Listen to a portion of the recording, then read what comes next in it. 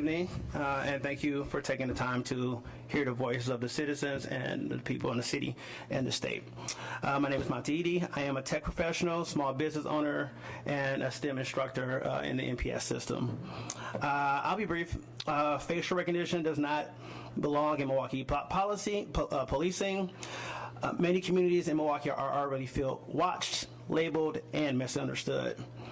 Bringing this technology into our city sends a message: people are suspects first and humans second. The probability of misidentification and surveillance harms fall hardest on Black and brown communities. I actually had that happen to me personally, and I'll talk about that shortly. My hard ask is simple: vote no on facial recognition and MPD, and adopt clear moratoriums. No procurement, no pilot, which they already did behind our backs. No use through vendors or third parties. All of our data is going to third parties. If you guys are on Facebook, you already know that Facebook sells your information as well.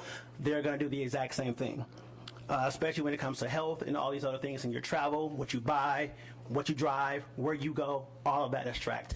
Also, the flat cameras that we already have, they already have AI built into them. Milwaukee can invest in real safety without building a surveillance system that undermines trust and harms families. Katie mentioned when she was advertising this garbage that she worked with Dr. Joy Bulawami. And actually, I used to teach, I taught her in class with the kids about STEM and about algorithms and bias. And one thing she mentioned was her only example, her only data point was London. Interesting that you mentioned that. And before I go into that piece, I was a kid. I was 12 years old.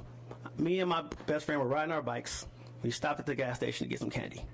Two cops pulled up to us, didn't say not a word, grabbed us, checked us, and said we fitted the profile. Of what? We're literally a block away from our home.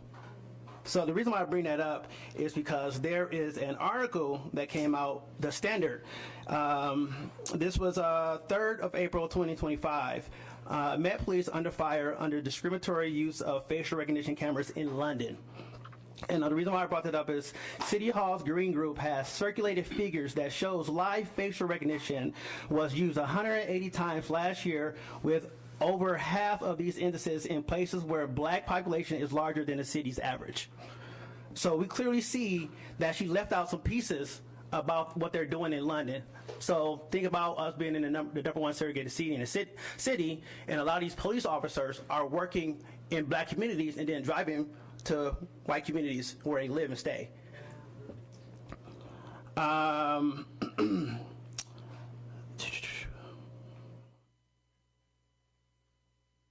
So the last thing I really want to say is just be about the humans and not about a system that's ready to create more criminals and suspects just off of visuals. We already understand that Wisconsin is heavy incarcerated Black people, so we already see what can potentially happen in this state.